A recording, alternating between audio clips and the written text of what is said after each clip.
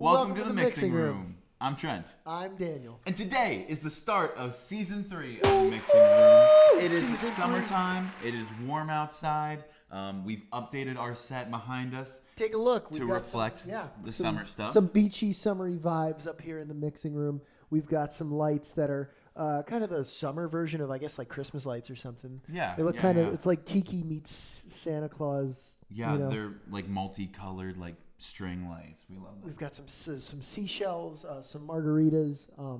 We're really excited that we're bringing you guys episodes in the summer. We didn't do this last summer. Last summer we had done season 1, and we took a summer break, and we did some compilation episodes, which you guys didn't really like that much. We looked at the analytics on that. So this summer we are here to work hard. We have some incredible guests that we have not yet had on the show before. Some all new guests with new projects coming out, new tours going on. You're going to see interviews this summer with Billy Bellino, Arden Sneed, Sam Sparrow, and others. We've announced some of those already, and we're going to be announcing even more on our social media. So, hey, if you're listening to us for the first time, go ahead and give us a follow. You can find us at Mixing Room Podcast on Instagram and TikTok, and on Facebook now, too.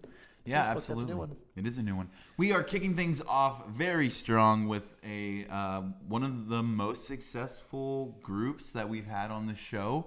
Absolutely. With both touring success and streaming success. And not only that, but they are good friends of the show with going way back with Dan. Yeah, and I actually dug into the vault to find this one for the audience at home. If you take a look at this picture I have here, this photo comes from 2019. I, along with some of the guys in the band that we're interviewing today, we're all seniors in high school. This was my band at the time called the Jukebox. But among the band members, you can see Jackson Reed on lead guitar and Jerome Bermudez on the bass. And sitting in with us during this rehearsal, for some reason, Eric Kronschnabel, who over here is playing one of the horns, but he now plays keys in the group that we are talking to today. And this group is out on tour right now. And I think it's important that we mention something that's kind of shifted in the entertainment industry right now. There's a new term. Trent, have you heard this? Blue dot fever. No, tell me more. So this is like kind of like, it's like a slang, I guess, new slang term. Blue dot fever refers to Ticketmaster. When you go to like the Ticketmaster website and you're going to buy your tickets and you see all the available seats and it's all those little blue dots. Well, there's several A-list artists, if I'm being honest here, that have come down with a case of blue dot fever. And they've postponed or canceled for a variety of reasons. You know, some of them cited that they needed to work on new projects or spend time with family, different reasons that they would need to be off the road. But the bottom line is you look at their ticket maps and they're not selling. And by the way, these are acts that should be selling. This is not a dig at them in any way. I think the most notable one from recent history, if we're looking, is the Post Malone Jelly Roll Stadium Tour. Yeah. They're doing a summer tour of stadiums. This is the perfect time to go catch those guys playing live. I feel like they make the kind of music that is made to be heard in a stadium, singing along, cracking open a beer, having a good time. And the first month, roughly, of their tour got either postponed or canceled. And the official reason given was that Post Malone's new album wasn't ready. And, of course, when you're a touring artist, it makes sense to put out new music because then you get to tour behind it. But what's interesting is, a generation ago, musically speaking, or 2 or 3, you would make a record and then you wanted physical sales of your record. And that was your primary source of income. And touring was an auxiliary income source. It was a chance to play your music live. But now tours are where the primary money is at because streaming really doesn't pay artists much at all. So you basically make music as an excuse to go on tour. But this tour had already been announced, I believe, late last year. Again, Post Malone, Jelly Roll, co-headliners. Which one of them did you see? Or did you see both of them? Both. I saw them when they did the same thing last summer. Yes. So, and then some people did point this out too, that, okay, they just did a tour like this last summer. But to that extent, why not go again, And I think it boils down to a lot of things that, there's been a lot of economic change recently, prices of things like gas going up. But ultimately, it's impacted the entertainment industry because of ticket sales. Yeah. And of course, again, this isn't a dig at any of the artists that are facing this. But what I think it's worth noting is if you're not going to see your A-list artist this year, we get that. I get that, but it's if the larger artist is hurting, if the A-list artist is hurting, then the up-and-coming artist especially needs your support.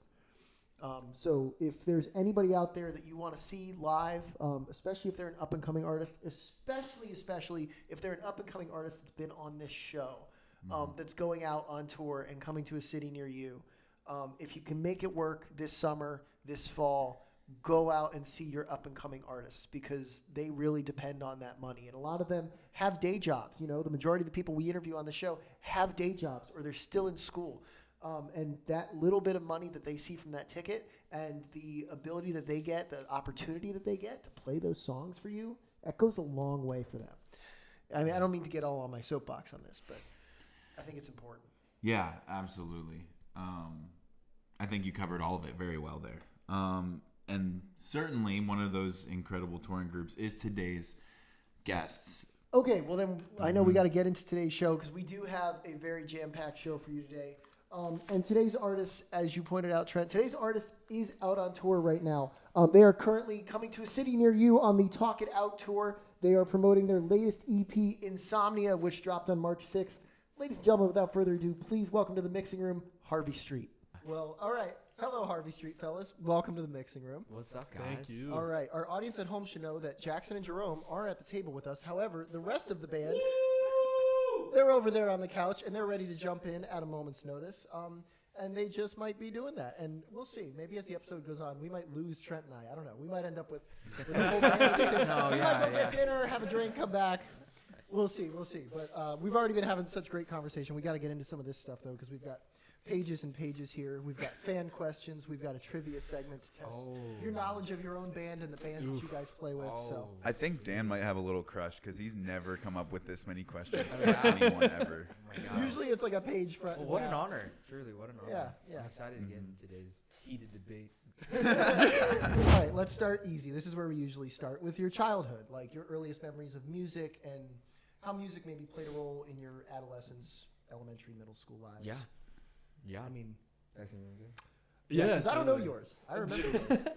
And it's not a crazy story. I didn't hear a song and have an aha moment of I need to do music. I had an older brother who played guitar, and I liked him and wanted to be like him, so I decided to also play guitar. And then he quit after about a month, and I kind of just took to it and kept playing and really enjoyed it. Got super shreddy. I was gonna say I've never seen him play guitar. No, he does not play anymore. No.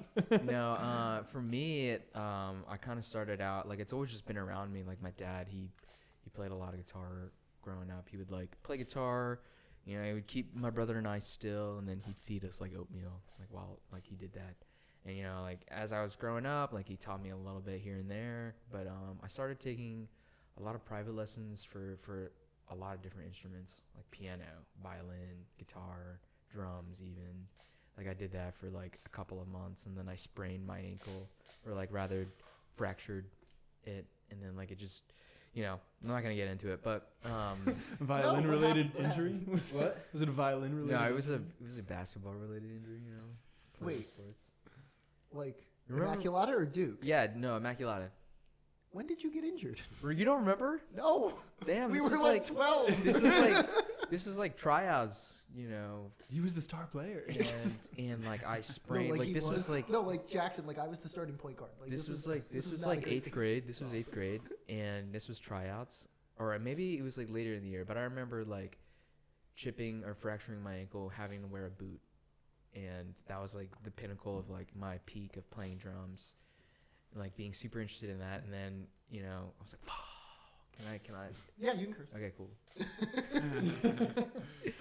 But no, it was I was super into playing drums, and then I couldn't anymore because I fractured my ankle in the 8th grade. And then I took to playing the double bass, doing classical music. I've been playing classical music all my life, but I was doing that. I was doing different small ensembles, jazz, and even writing some music and a small I guess music group. It's just we would play at Pinhook Bar down in Durham, North Carolina. And then I was in a band with you and you. What? That's so In high crazy. school. I happen to have that on here. Nice. No, but yeah, that was kind of like how it all started, and then college came, and yeah, like really loved music, wanted to keep it going. Yeah. So yeah. Well, I mean, it's funny. I remember I was trying to think back today on non-jukebox related things, just because like that would be the obvious thing, and I was trying to think of other things that would be worth mentioning. I remember in middle school taking the guitar elective, and we had the little Christmas concert, and you were the one who was plugged in. Everybody else was not plugged in. You had the Dude. electric acoustic. Dude, it was nuts. I was like, You were hot shit. my balls were so sweaty, like Well, I was dripping And wet. we were playing Feliz Navidad. was just Feliz plucking the Navidad. notes. And I remember first line comes up. It's Jerome's turn. He like Doo-doo-doo, first note is like doo-doo-doo. muted. I flubbed so hard. And I It felt was so actually comfortable. so funny. But I felt so comfortable on No, stage like, after that. yeah, literally, like I credit you with my ego. No, my guitar teacher comes up and was like, "It was only a couple of notes." You did You're great. like the whole song's a couple of notes. Yeah, I was like, "Oh fuck." Well, you only go up from here. So obviously Mm-hmm. you pick up guitar after your brother does. You're taking private lessons at home. Neither of those things necessarily instill in a person the need to do it indefinitely. Yeah. When did that come Yeah. about? When did that set in? Dude, literally, like, maybe a year and a half ago, I was in. Well, this was in the phase of like Harvey Street, where, you know, our old front man, which we love dearly. We had Ran on back in the fall. So Yeah. our audiences, if you haven't seen the episode with Ran Albright, check that one out. But yeah, with Ren, when he decided to leave, we were kind of like in this limbo of like, do we keep going? Like, how do we write? Like, all of that. And then literally like the balance of it all was like in my fingertips. And I was like, do I look for this 9 to 5? Like, do I chase that? Like, I've got a couple leads, I've got a couple interviews, and, you know, I feel confident in my skills. But like this thing that like we've built, that I still have this like drive for, that we still all have this drive for, like, do we just let it, you know, die? Like, do we just play like a couple shows a year and don't really grow from there? Mm-hmm. And, you know, someone, I forgot who, maybe it was my brother, or maybe it was someone in like my inner circle, but like you could, or maybe it was Josh, our drummer right here. But like he was like someone, him, whoever, was like, you can always get a 9 to 5, but you can't get this. Yeah. And so, you know, it took me a while to like kind of believe in that and be like, I can't lose this, and, you know, we have to just do the best that we can. So that's when I decided, hey, I'm moving to Nashville. We should all move to Nashville, and well, Josh has already been here, but we should all move to Nashville and try to like make this the best year we can. Yeah. Yeah. It's not something you're ever gonna regret. You know, it's a position we're really lucky to be in, to get to play music and have people enjoy the music we play, and get to Even the new tunes too. Like it's been insane. Honestly, like didn't expect anything. He's to come doing from the it. front man thing. We've got new music now. Alright. I promise, Jerome. I promise I got like a whole page dedicated. I Oh, promise perfect. You. Yeah. I promise you. No, but yeah. Yeah, no, it's it's where we're lucky to do it, and it would feel silly to not capitalize on the spot we've been given to play. Yeah. Mm-hmm. Well, and I mean, I just obviously we need to talk about the formation of Harvey Street when you guys enter the fray. We need to get to our gentleman on the couch over there, but real quickly, like, I know I'm trying not to talk about myself here, but like our audiences at home don't know that we played together for years. No, yeah. Let's Like- keep it that way. You know, at the time, I gotta just say one thing about that. Like, at the time, I did not know Jackson like that. Like, it was just, for me, like, it was just like, I got my Visa gift card. It was like $25. And I got out. like, you know, I knew the songs, and like, yeah, I can play them. And it was just like, do what I did. Like, I got my Visa gift card, and I'm out. But it was still a lot of fun. Like, it definitely got me to, like, get comfortable on stage. And No, it's truly a gift to look back on that period and to know that, I mean, that you guys are still playing together, that some of our other bandmates played together for a while in their own iterations. I mean, you're still doing work with Lucas. no, yeah, He's still doing like your videos and Dude, your socials content. crazy. No, He's yeah. going on tour with us the entire year. Damn, Like, you guys- it's okay, I heard you guys, don't you like make him sleep on top of the van or something? Yeah, it's normally we cram him in the trunk and that's where he ideates. Is we kind of try to shut off all the senses and just say create. Do you have a kiddie pool back there? No, we think that the even. more deprived he can be, the better. And Right. it's Not that even. anything that has anything to do with joy is too much for him. You know, he'll get excited and overstimulated, and his pupils will dilate. He'll like see light. We're like, It's no. uncomfortable for us. No, he's Trent, been great on the road. You've heard stories over the years from me here and there about us playing. Mm-hmm. This is your chance to either fact check me or ask them anything. Oh, Before yeah, because we yeah. got to get into the Harvey Street stuff. We so. did get a $25 gift card. That was true. How frequent was that, and what was that arrangement? Oh, a lot of them. Some of them were mostly, or actually, a lot of them were mostly free, and then like a good couple, like maybe just barely the amount of fingers I have. Like you got $25 gift card. You have Okay. 25 fingers. It's a lot of money. It's a lot of money. Fingers. A lot of fingers. Hey, one time we got Wendy's with We did, the yeah. Cardinal Gibbons gift card or No, credit yeah. card. That. I don't remember the number, but I remember the security code. So if you can get me the number, we can get some things. Ooh, there. Well, it could be past the year of expiration. I'll tell you. Let's off dive camera into the this code. more. Let's keep going. That's interesting. Interesting. And that's when you guys knew we're professional musicians now. Yeah, We're on getting paper, Wendy's. that's professionalism is being paid. No, for I your knew art. at that moment I had to start a sole proprietorship LLC to like, document all my taxes, and like, it was just gonna be a lot. So Yeah. Yeah, Jukebox was definitely riding dirty. The IRS is not aware of We're that. not Yeah. wearing the $27. So what kind of role did Jukebox, for our listeners again, the high school band that Jerome, Jackson, and Dan were all in, how did that kind of bridge the gap between some of your early musical experiences to then Harvey Street and the college band? I would say the biggest takeaway that I took from that experience was like, I guess one, being able to play for that long. Some of them were like an hour and a half, 2 hours, and those were like kind of gruesome. And we had our fair share in college too, but kind of just taught me to like have better endurance, I guess. And also too, like listening to each other as a group. Like it's different playing songs, playing the music versus like playing music, listening to each other, and then like trying to do something different and like understanding your role as either a bass player, guitar player, singer, and all that. So that was like a huge part of my learning experience from Jukebox. And also too, just like overall nervousness in performing. I was like super nervous then. I don't think I'm nervous now, except for some of them maybe our bigger shows, but you kind of anticipate that, and it's easier to deal with as time goes on. So Yeah, I think I'm gonna brag on the host a little bit too. But yeah, especially working with Daniel, he exudes confidence and Did a lot of the exudes work stage there. presence. He Did a lot is of the work there. like a little mini Bruce Springsteen, truly. Like you're just running around, you're shouting on stage, you're getting energized, and I think that I took a lot of that with me to Harvey Street of just Can we knowing actually how say- to like, bro. Sorry, my bad. I do that a lot. I'm my apologies. He's saying something nice about me. Let Just knowing that if you look like you're having a good time on stage, the crowd is going to be able to take that energy and have a good time themselves. And carrying that, and that's more important than hitting any amount of right notes is getting the emotion and the energy and trying to translate that to the crowd. So thank you. really gained that from D-Maz. You should show a clip right now. We might. Don't worry, we have some in the vault. We can do that. Yeah.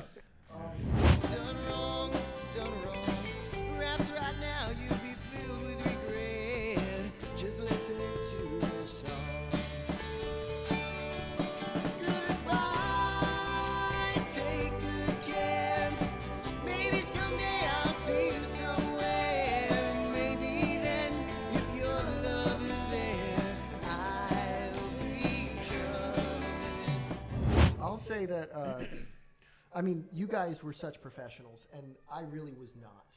Like, I was the entertainer, but I was not. I mean, we didn't have a set list half the time. No, dude. Like, That's I also wanted the us. freedom We to don't do call that the shit. show on the fly. which meant that the covers we knew, they had to be ready for all of those at any moment. And in time. sometimes ones we didn't And know. sometimes ones we didn't know. That was a great thing as well for just becoming a better musician is when you would randomly be like, we're playing this song we've never practiced. It's blues in G minor, and just like And being we'd be like, ready "Ah, to pick that up. You're like, Like "That's that sick." that made me We a can do that. much better We can do musician. But that's got to be torturous to a musician. At the same time. Honestly, So like you if guys you are know very it, great if you at know it, it's like more freeing because then you have room to do kind of whatever. Yeah, and that's the thing is everyone in the band like knew how to play music, which somehow is not a given. I think for Yeah. No, bands. it's not. So it's like the fact that we all had confidence in our abilities as musicians, and that confidence grew over time, really helped a ton to just be able to say like, play this song, it's in this key, we're gonna figure it out, because we might not play the song exactly like the record, but Yeah. we know how to play with each other, and it's gonna work out. Yeah. Absolutely. And I'll say this, best live performances of all time. Queen at Live Aid, Goo Goo Dolls doing Iris in the Rain, Jukebox Festa Italiana. That was actually a really fun day. And I That was think we a really stumbled fun day. upon it because we were just in the midst of like playing shows that fall. And Yeah. then we just accidentally did like our biggest show ever. It was kind of fun. It was kind of fun. And It then, kinda dude, it was like that was also like to bring up Lucas again. That was like one of the first times I ever saw him like with a camera, Yeah. and I didn't know him like that. I didn't talk to him at all. I thought his name was Garrett. So it's just crazy that like that his world and our worlds collided then, and then like has built up over the years. So Yeah. it's been insane. Well, and it was a real treat playing with you guys then, and it's really, really rewarding to see you guys playing now and still doing it. Yeah. It's the greatest honor to have played with you and to see you still doing it. So, Dude, thank you. and speaking of still doing it, let's get a couple of guys from the couch. Let's rotate. Yeah, let's some rotate. gentlemen. Any two. We'll take Let's two. Any rotate. two. Here, let's start here, fellas. The origins of how many original members do we have at the table right now? Just one, Yeah. and it's you. It's me. Okay, because I was thinking about this morning. I feel like Harvey Street is kind of like Theseus's ship. Like you can, you're right. Like if you replace all the pieces, is it the same ship? And you are the only founding member, but yet everybody at this table is such a core member of this band. I think it's really fascinating. Totally. So, all right, what's it like being the founding member? Well, it's great. I've like really had the opportunity to see it from start to finish, and working with all like Baylor, Frank, and Rand taught me so much about music, just because they play differently than these guys, but also how to work with people and like navigate the hard part of being in a band, which is like, what do you want for your life in the future, and how does that coincide with the band? Yeah. Which now that we have dudes in the band that are very serious about it and sure of what they want, it's easy because we've gone through making it work with different expectations and all that. So I feel like as far as the ship goes, we have pieces that we don't need to remove anymore. Like the ship is perfect. And it's smooth. It's sailing smoothly. So yeah, it's been great being here from the start. And Jerome's the other founding member, who's been here from the start, and it's been a pleasure to do it with him. So yeah, it's been great. And then you guys joined just a little. Well, Finn, are you the most recent Yeah, addition? I'm the newest. You're I'm the newest new addition. guy. Oh yeah. Okay, what's it like being the new guy? Do they bully you? Are they mean to you? We all bully each other though. Yeah, I think when I first joined Harvey Street, they kind of took it easy on me. They were letting me get comfortable, and then after a few shows had gone by, then it was like I finally felt like I was in the fold, and everyone was giving me shit. Yeah. And it was That's yeah, rough. it's lovely. Yeah. If you need help, we can get you connected. Nah, he's fine. He's fine. He's right where he wants to be. I promise. Josh, when did you enter the fray? I started playing with Harvey Street October 23.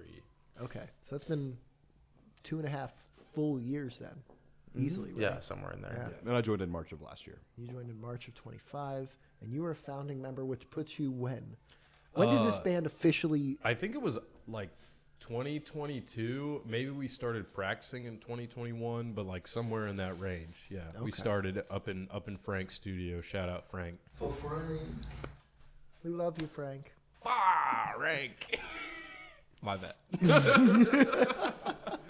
Okay, a full 4 years now, 3.5 years, and then a little over a year. Talk to me about that experience. I mean, you guys have seen multiple successes, which I want to get into here, but just as kind of a bird's eye view at first, like, what's it like growing with the band? What's it like entering a group that's already reaching levels of success? And I guess I mean, let's shout some specifics here real quick, because Irish Goodbye has over 1.5 million streams. That's a big number. And I'm doing my research before this taping, and I'm finding out that Free Myself has 3 million. And on the way up here, Jackson made a point to tell me that collectively, all of your songs have over 10 million streams. So I know you guys are looking In a at the year, numbers. In a year, in the past year. So how do you as individuals meet the moment and still like retain a level of your individuality and identity? Because you have to understand to some degree, like, you have fans, guys. Like, you don't just have friends who come to your shows. You don't just have people who casually heard your stuff. You have fans. And you didn't start that way. Everybody starts from nothing. So how have you grown with the group, and how do you protect yourselves? I'll say, luckily, right now we don't need too much protection. We got all the muscle we need across the table here as far as protection goes. But how do we like maintain our individuality? You get a lot of opportunity to express yourself on the road, and you almost don't really have a choice. Like, you have to be yourself, especially around all the guys. So that's never really been an issue for us. What was it like growing the band? It's been awesome. Like, besides all the, back end business stuff, which can be a drag, and we've had our fair share of like figuring out how that works all together. The act of growing as a band is like very, very satisfying and straightforward. Like, when we put out Irish Goodbye and we only had 3 songs, we're like, damn, we got to play these 3 songs, like 3 times in our set list because people want them, and then all the rest of the covers, you're like, oh, I wish we had more original music. And then as you grow, you get more original music. Yeah. And then when you're small, you're like, I want to play this big room. And then when you grow, you get to play the big room. So it's pretty straightforward and quite satisfying to grow. I remember the very first show that I played with these guys, with Jerome at the helm. We were playing Catch Cradle Main Room, opening for the Stews. And I knew it was a lot of pressure just joining the band, just being there for the first time, and, all of the pressure that comes with that.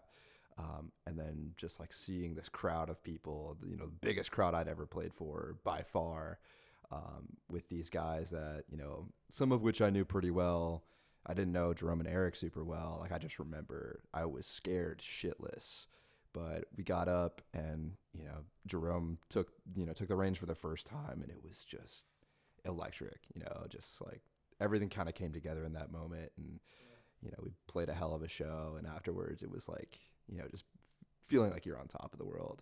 And then from there, it was like, we could feel that this thing that was in a really tumultuous place, this project, we had no idea what was going to happen to it, given that, we were shifting frontmen. There's a lot to be concerned about when something like that happens, but, we were giving it the best shot we could. And after that show and, huddling together, it was like, okay, we got something real here, which is just, truly a magnificent feeling. I'm practically getting goosebumps because I'm thinking of the Born in the USA tour. I just saw Springsteen at the Garden a couple weeks ago, and right before that tour, Bruce Springsteen approached Nils Lofgren. He needed a guitar player. And I know you're a bass player, but he needed a guitar player, and he was like, "Do you want to come like jam with the boys?" And then was like, "Do you want to join me on tour?" And it was like the biggest tour of his career, and it was like that same thing. Like, he's talked about it before, like that. Oh shit, I don't know if this is gonna work. Like, I'm joining this pre-existing group. There's there's all these changes. What's gonna happen? And at the end of the show, it was like night one, like, oh, we got it. This is gonna work. Yeah, absolutely. So pretty similar. Goosebumps. Pretty similar. I'm getting goosebumps because of how cold it is in this apartment. I am freezing right now.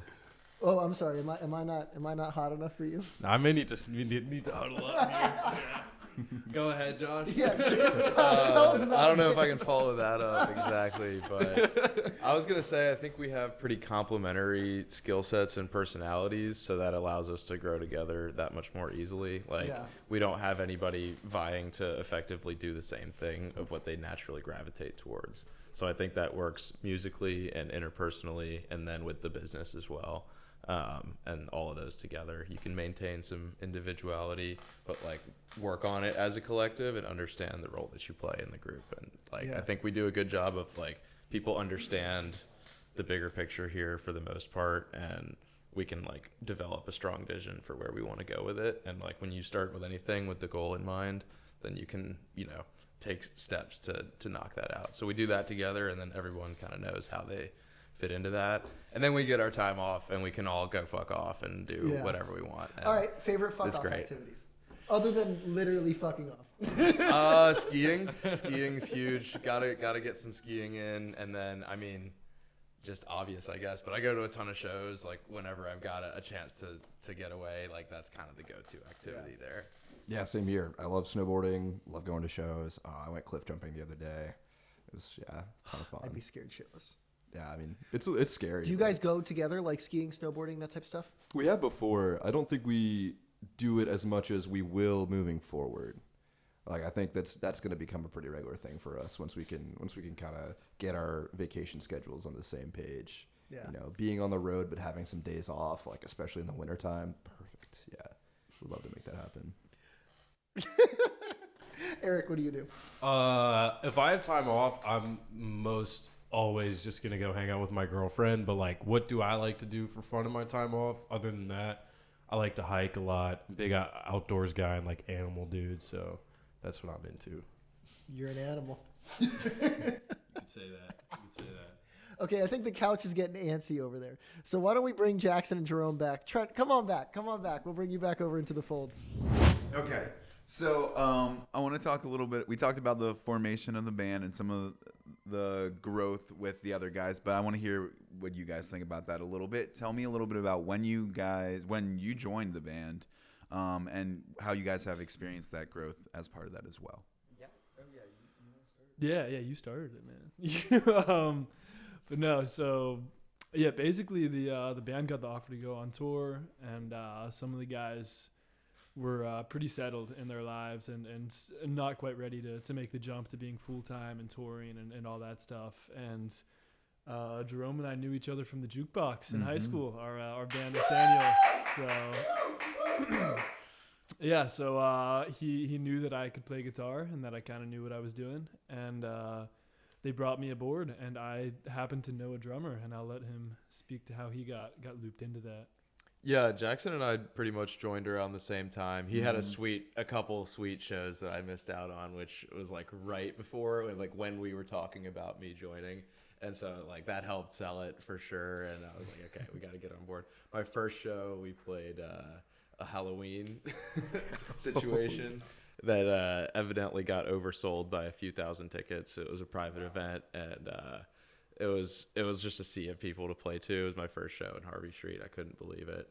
And then we were like gearing up to go on tour later, and each iteration we kind of found something new about the group and unlocked different things musically and what we were sharing live with fans and with people that we kind of wound up winning over. And we were fortunate enough to like get in front of some new crowds and stuff at that time that like helped propel us forward. So shout out to, you know, Low Key Stews were instrumental in that, and they know that. It's awesome. So like that, for some of that really early stuff that I was a part of, super thankful to them. But yeah, we just with each phase kind of continued getting the most out of each other, and you know, as a group. And Jerome was able to step up in a big way, you know, early last year, and yeah, we've been off to the races ever since. It kind of everything happened a lot quicker. So like with the phase of Nashville, you know, we were kind of thinking like take a year to really write, be super intentional with those processes, and then like rebuild the live set and you know, kind of like almost do that real start from scratch thing. And basically with a couple shows that we were able to play, turn that into offers quicker than we thought, and wound up touring more than we thought. And so it's been a grind of a year that like we were able to make it through together. And like the end is near on this phase, and we know there'll be another phase after this. But I think I'm really proud of the way that we've adjusted with each one. Everybody's like top priority is always to make sure that we love each other. We use this platform however like we want to, you know, and not give up that. No, it's crazy. Like when Eric and I like first started this group with Ryan, Baylor, and Frank, we kind of I was just in this boat of like, oh yeah, we're just gonna play some songs, some covers, and like it's just gonna be fun. It would be my excuse. Like this was my sophomore year of college, so I was in my degenerate phase of life. Yeah. So I was just taking every excuse I could to like smoke hella weed and just get high all the time playing shows. And like, you know, I wasn't singing much. You know, I didn't need to. I was playing the bass, so like, I get really. You were singing some, but at least by the time I was around, yeah. And so like, and then it just started picking up. Like we started making more songs, and like it trying to just be like an original set. And then from there, like it all obviously like fun. It was so much fun through every single phase, but it just came more evident that like we're taking steps to take this more seriously each phase that we go into.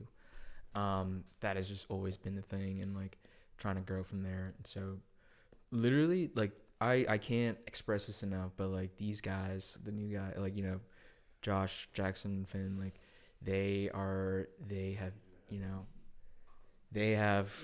have pulled their weight and more, like, you know, making sure that this ship runs smoothly. Absolutely. And yeah, it's been a hell of a ride. Yeah, that's really awesome. Another part of this phase, as you guys put it, was you stepping into the frontman role. So I do want to ask you a little bit more about that. What was that like for you? And did you feel any sort of pressure, either from the audience or in general? And how do you approach the chance to kind of embrace that more elevated position in the band? Yeah, I was like fighting it at first, you know. I was kind of like in the air about it, but then like when I just initially, or when it came to just like doing it, I was like, fuck it, I'm just gonna do it. And so the way that I wanted to do it was just like in my own different way, as a frontman, you know. Obviously, like the tunes you hear on Spotify, they have Rand's, or the old tunes that we have on Spotify, like they're with Rand, but when we play them live, it's a totally different thing. In that, like, I never really cared about like how people perceived that, you know. It really is just about the experience in the moment. If you see people having a good time, that's all that matters. Yeah. And so yeah, like when it came to like singing the old songs, like, you know, like it was great that people knew them, of course, and you know, we were also like able to turn some new fans like at some of these shows that we were playing like onto that too, which was all obviously a good thing. But yeah, like I said before, like we do things so differently like on Spotify compared to like in person that it doesn't matter what people think. And it, you know, even in the early stages of me being frontman, like I would always get this question a lot, like, oh, where's Rand? Like, what happened to him? And, you know, I would just tell him straight, like, you know, he decided to pursue something else, but we love him and we're still going to keep going. Yeah. That's like, you know, kind of the answer there. You guys have this kind of through line of playing live and having a good time on stage. How does your catalog evolve when you are playing live, kind of like you were just saying, and what is your guys' thought process around rearranging for live?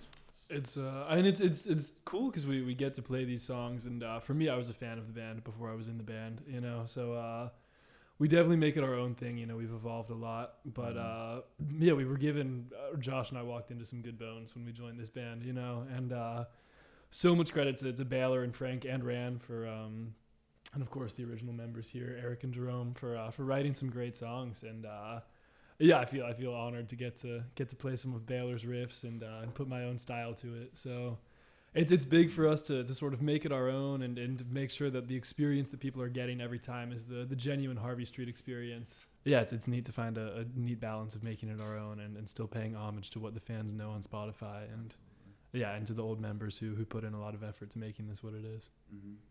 I think we you know, we've always been kind of best live in each iteration that I've been a part of, and I think we've just leaned into that really effectively.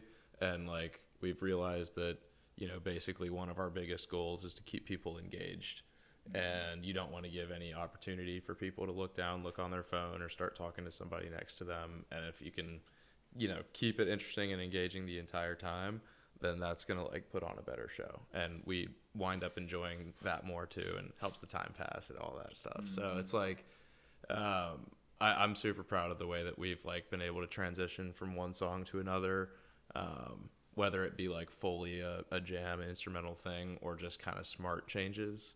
And I think that's we have like a lot of runway on that we kind of intentionally leave for ourselves on our new songs too. So it's never we've never wanted to be a song-to-song band, and I think that like that's how we've developed, you know, a lot of our reputation is just like hitting the markets, playing live, and then making sure that we're doing things differently, you know, each time that we're back. Has been one of our biggest like tools to growth, I would say. Okay, so in this segment, you will be competing against each other in both your indie band knowledge and in your dart throwing abilities. For each person's turn, you'll be asked a question with a blank in the question. In that blank, you will answer a number 1 through 20 and then throw a dart at your guess number on the dartboard. Answering a question correctly gets you 1 point. Landing a dart on the correct number's territory on the dartboard gets you 1 point. Meaning as many as 2 or as little as 0 points can be earned for each turn. For example, we graduated high school in the year 20 blank. I'm going to guess the number 20 because that is correct. And I'm going to attempt to throw. The year was 2020. Just barely missed. Just barely. So I would only get 1 point. Okay. Who wants to throw first? Jackson's going to throw first. Okay. Question for you. The Raleigh-based indie group By George shared the stage with Coin and the Backseat Lovers in 2020 blank. I remember not being able to go, and I was super sad. But I don't quite remember the year. I'm going to guess 23? Oh, okay. then Why throw, are you asking him questions about then throw at 3, and let's see if you get it. I think I clearly have it. It's a challenge. Whatever. Can I change my answer and throw it somewhere else? What is your final answer? It's 2022. My final answer. Okay.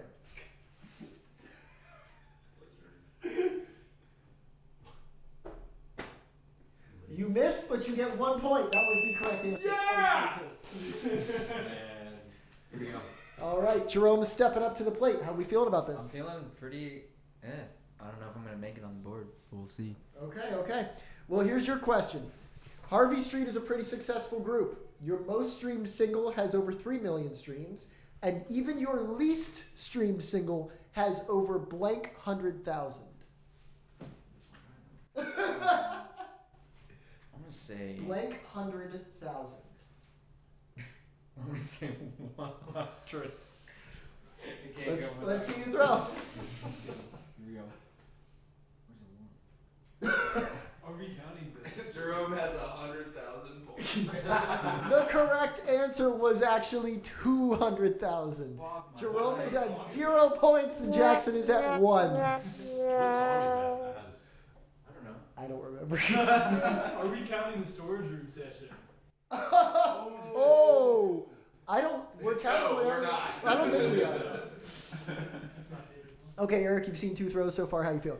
I feel good. I'm ready to do it. Okay, you could take the lead right now. So we'll see. Your friends in Penelope Road, an Atlanta-based indie group, released their debut EP in 2020 blank. 2023. Let's see it. I go for 3, right? Yeah. You landed 2. According to Spotify, the answer is 4. So I think you're cooking at a 0. You're cooking at a 0. How we feeling? Okay. Let's see. All right. Yeah. I feel all right. He's a funny one, folks. He's a good one. Speaking of Harvey Street references, Harvey Street. I'm trying not to show you the phone. Harvey Street is a touring machine. The Talk It Out tour boasts blank shows in the month of July alone. How many shows are you playing in the month of July? I'm going to say 14. 14. Let's see it.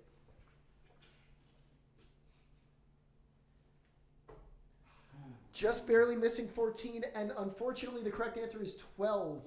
We would have accepted 13 due to your final tour date being on August the 1st. I would have let it slide, but not 14. Can I get a point for knowing where Penelope Road is from? I'll think about it. All right, how we feeling, Josh? How we feeling? Great. How are you? So far, so good. I think this is your chance to get 2 points if you want them. This is going to be a hard question, though. And I'll be honest, I'm a little bit of a dick for putting this question in here. Okay, So, let's do it. in the summer of 2024, when your gear was stolen, Raleigh-based news station WRAL listed the total dollar amount stolen as $27,141 and blank cents.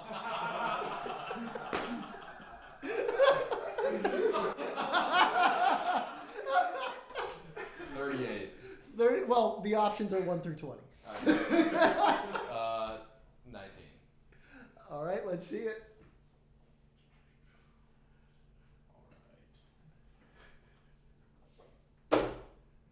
So he missed the board, and the correct answer was 11 cents. $27,141.11. Easy mistake. Let's see Trent throw one. Let's see Trent throw one.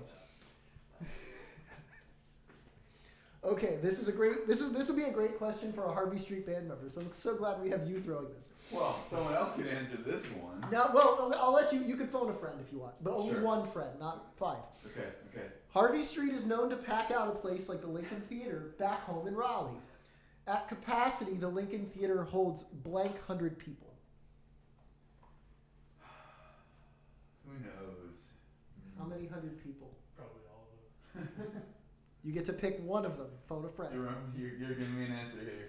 Come here, Jerome. Come on camera. Yeah. I'm phoning Jerome. Jerome, how many 100 people does the Lincoln hold? I want to say 700. So 7. He says All right. 7. I have to trust that. Let's I see have it. to trust 7.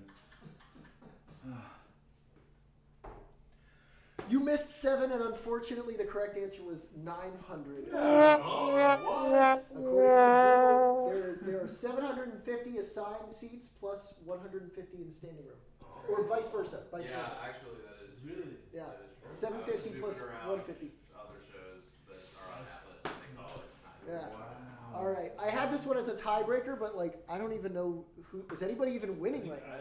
Might be the think only one who scored. Jackson's the only one who scored. Okay. All right. Everyone should get a chance to answer this. Okay, As well. well, This question. This is a great question, and this is one that everyone can participate in. On the script, it says, Daniel is running out of good questions to ask, so whoever hits the bull or closest to it wins the game. Nice. So it's anybody's game, folks. Let's see everybody throw the bull. If you hit the bullseye, you win, as long as nobody else hits it. Here's our bull rules. If you miss the bull, Say because it, you said you got rules. Okay. Because you said or closest. Yeah, or closest to the bull. Like Okay. If you miss the bull, your dart stays on the board, so we can know who's closest. If you hit the bull, we acknowledge which color bull you hit, and we take it out. Yeah, so that other people get a chance. All right, let's throw some. We'll edit some music in here. Let's throw some darts.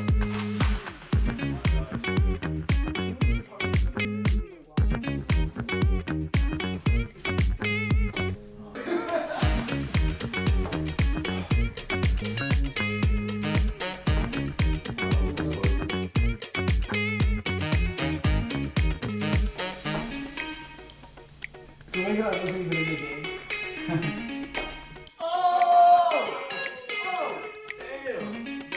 It's in the green. It's in the green. The green bullseye. Well, Trent, you can, if you hit the red, if you hit the eye. that's short. I win it at home.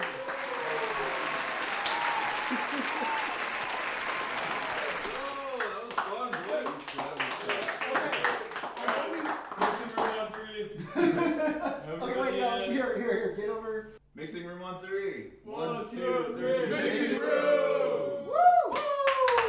Listen, you guys, we hope you've been enjoying this episode that we're bringing to you with Harvey Street, and we had such a blast talking to these guys.